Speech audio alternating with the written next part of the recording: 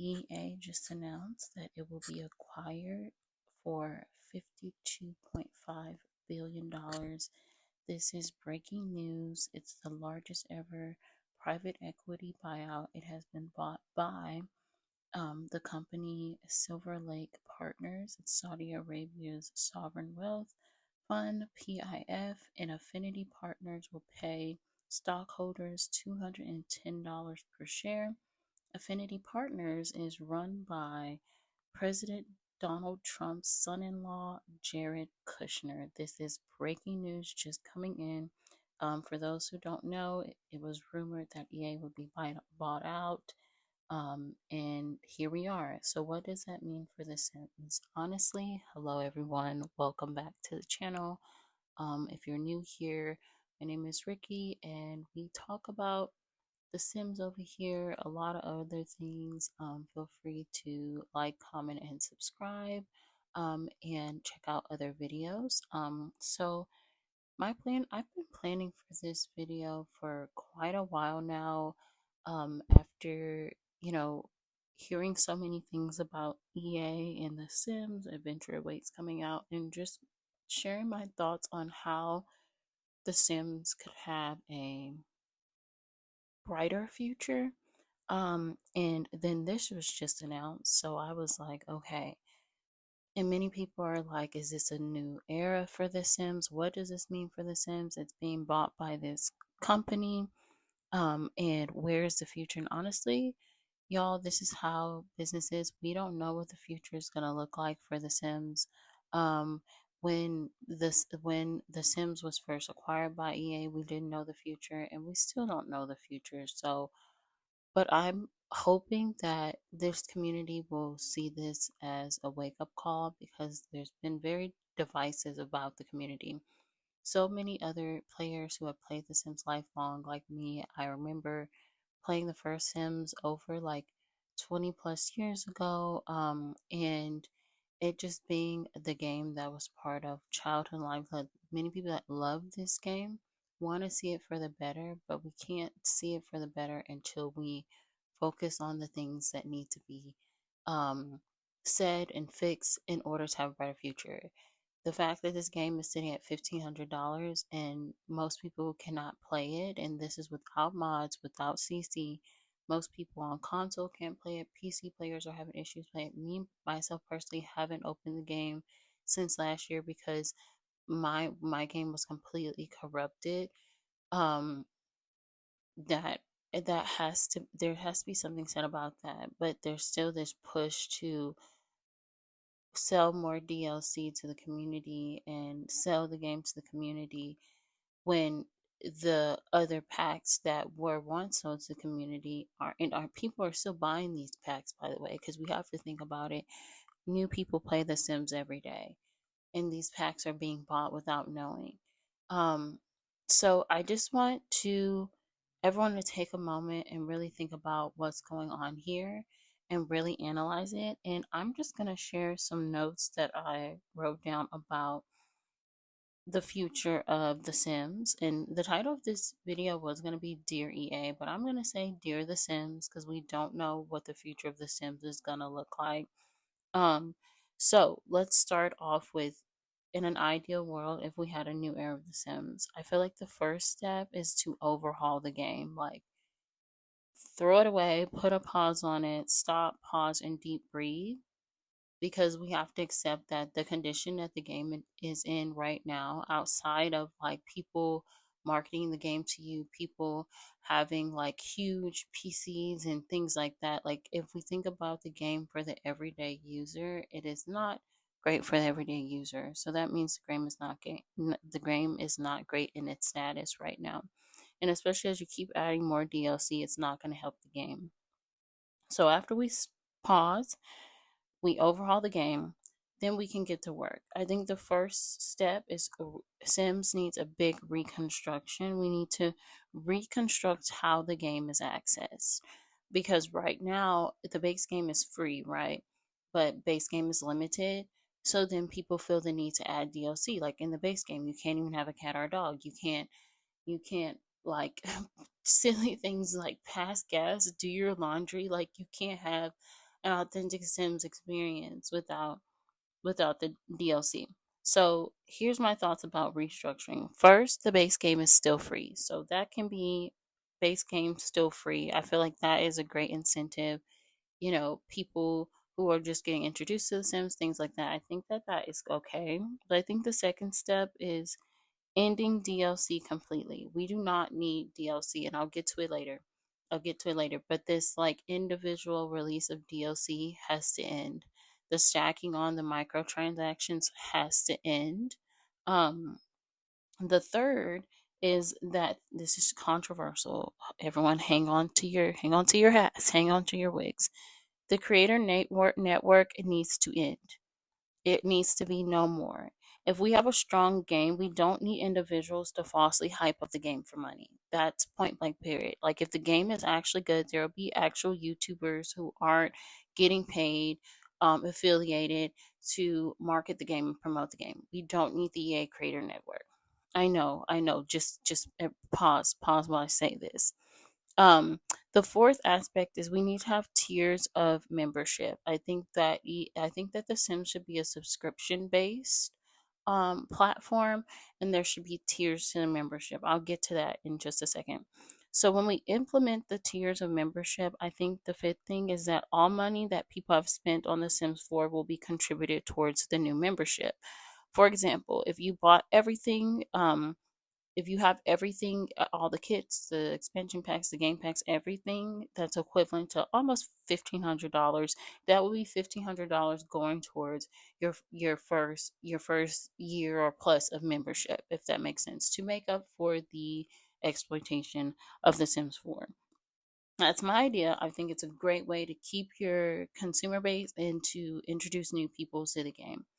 Um, Six, I think it would be beneficial to hire CCM modders in full time positions and as contractors to update the game on a regular basis with a new CCM mod feature, which I will get to that in a second. But having these people be on payroll and being around will make CCM mods more accessible to console players, to PC players as well. And there's no need for, oh, my game broke because there was an update. No, if the team works seamlessly with these brilliant minds, then there will be no brokenness. People won't lose their save files. All these things would not happen because there is um there's a relationship there between the CC modders and the game developers. Okay, third, seventh thing is that there is a new program for CC and mod creators. So no more EA Creator Network, but there is a new program for CC and mod creators. This program will work as an incentive to our loyal contributors to the game.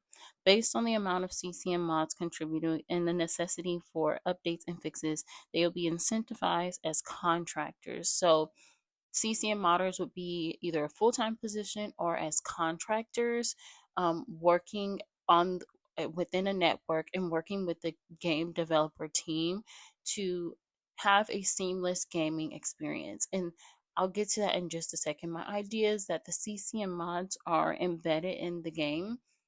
As an option, you know how you toggle things on and off. CCM mods, when it's toggled on, you know how there's the gallery, and you know how there's already like Cursor Forge and things like that, where you see the CCM mod as a gallery, that, but it's actually in the game and it can be updated simultaneously. So that's my mind. Let me know what y'all think about that. That's my idea. And then the eighth thing is immediately, immediately, culture is coming to the game. We are going to have an Afro-based world, which people have been asking for a long time. There's going to be some culture, some spice, some season to the game. I'm talking about in-game recipes, in-game interactions, in-game holidays, the in-game experience, the pie menu, everything, just to have more representation, especially of BIPOC communities already embedded in the game. Lastly, console players. Hello, how are you doing? Are you guys okay? Um, you will have the same experience as PC players, and you will have the opportunity to play on one account but separate console and PC saves and accounts so you can have fluidity. So you don't feel stuck to the console because you've already spent so many hours, so much money on the console, you can kind of go in between. That's an idea so that console players can also have the same experience as PC players, and it's not a game lacking the depthness of PC. Okay, I've said a lot there, and I want to keep this video not too not too long. Let's get into the tiers of membership that I talked about, because I think this will be groundbreaking in the aspect of updating the game, pack refreshes, and all of those things. Um, is that there will be tiers of membership. The first tier, outside of the free base game, is that there will be an expansion pack tier where it includes all expansion packs. So that's Cats and Dogs, all the expansion packs. But I'm gonna group the expansion packs. In just a second, I'll let you know about that. But that will start. We could have that start at $5.99. I feel like $5.99 a month. That's $6, 612. That's $72 a year. $72 a year. It'll include updates, refreshes. It'll include all of those inside your subscription. And there won't be any new DLC that you have to pay for. That's an expansion pack because it's inside your membership. Tier 2 is game packs and kits. It includes all the DLC for the game. That tier, and also the expansion packs, that's $11.99. So $12, 12 times 12, that's about $144 a year. The average game subscription is about that $100 a year. That's like the high tier that includes everything. So you would literally get everything that ever releases to The Sims. That will be that's the idea of the price, to where you get like base game, then you get the expansion pack, then you get the kits. Okay, then there is a legacy tier. So this means you will have access to The Sims 1, 2, and 3 for an additional $5.99 a month. So this means that there will be constant like refreshes, revamps of The Sims 1, 2, and 3, and you get access to it for life for that subscription. Okay. Here's where I was talking about the CC and the mods. So within that subscription, you could have an extra content subscription, and all the earnings and funds for these program will go to paying the CC and modders. So instead of them needing like Patreons and all these things out there, it'll all be embedded in the game. They can still have outside patrons, of course, but this is a way to kind of get them, have some stability in what they and honor what they're providing to the game. So you have their standard CCM mods. That sub can be $2.99 added onto your sub, and then there's an adults only CCM mods for $3.99. So that would be your Wicked Whims. That would be um your drugs and alcohol, like all of the adult only content. You will have access to everything, and all the money that is received through these will pay for the CCM modders, based on, and it's incentivized based on the amount of CCM mod that they contribute. So if you have someone like Wicked Whims, who is such a huge CCM modder, then of course they will be incentivized based on their contribution, if that makes sense. And we can work that out. These are just my ideas. Now, lastly, we're going to need new categories for DLC, which will be refreshed and updated, included in the description. Like, instead of having all these like blah blah growing together, parenthood and cat and dog, my first pet stuff, and blah, all this different DLC, you have it into categories. First category is family, so that's growing together, parenthood, um, the toddler pack, all of that is expansion together, family. Then you have pets and animals, so that's horse ranch, cats and dogs, all of that together. Then you have occult, which is all the occults. Then you have careers, which is like the get to work, and you can even include like just different careers over time that pack. Then you have nightlife and city living. You have festive celebrations and holiday. Number 6, 7th is lifestyle. 8 is world. So no longer are we waiting to buy a new pack to get a world. No, worlds are separately. That way we can release worlds that aren't associated with like a whole theme and genre and things like that. But they're on their own. Okay. Second is game packs and kits. Literally, that's easy. Build mode and cast. That's how it's separated into. Here's the build mode kits and the cast kits. That's basically what it is. Now, in addition to this, I also made a list of major focus areas. The first thing is fixing the bugs, of course, crafting a 24/7 bug request and fixing the system because you got to think about it. The Sims is played all over the world. When we're sleeping, someone's up playing the game. They can catch bugs that we don't know of here in the US. It's not just US players, so that's why almost having like a contact center or like a bug center where you constantly get a report of the game and its status and having developers look at that like 24/7. Second is game immersion and more dimensional sims. So like shopping in game, relationship dynamics, interactive gameplay, and the end of the long task list of completion that are not engaging. So actually having that immersive gameplay that we found in the Sims 1 and 2, and for those who played the Sims 3, I haven't played that game, but I've heard great things about it, like that was part of the gameplay. Third, gameplay immersion without the need to always just be imaginative. So the purpose of a game is not that you have to imagine. The game itself should be a game. Like we shouldn't have to be like, "Oh, let's imagine that we're doing this here." No, it should be the game. Like of course you have those players who take an extra step and have imagination, but the game standards should not require like this isn't like Barney. Like this isn't like it should not be like use your imagination, kids. No, it should be part of the actual game itself. Okay.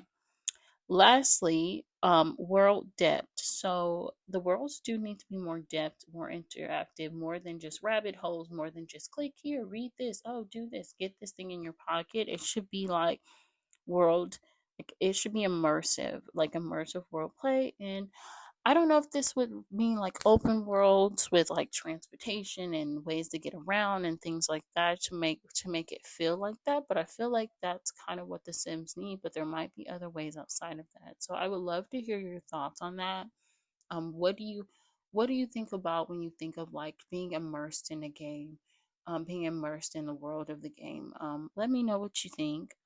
That's my list of things. I feel like this video will start a lot of conversation, so feel free to leave your thoughts in the comment. Let me know what you think. What do you think about the acquisition of EA? What do you think about the future of The Sims? What do you think about everything I just proposed? I don't know if The Sims will ever see this, but if you ever see this video, please can we do something? Um, and because at this point, y'all, and the other thing about the subscription is we don't own the game. Like it's not like when we used to have like physical media. We already don't own the game. So it's just like Netflix. You don't own any of the movies on Netflix, but the Netflix is always updating, adding new movies. So that is the idea of the subscription. And that's why even more so I think that there needs to be emphasis on fixing the game and just updating, refreshing it, and they have that opportunity. So we'll see what happens. Let me know your thoughts in the comment. Let me know what you think, and I'll talk to you soon. Bye.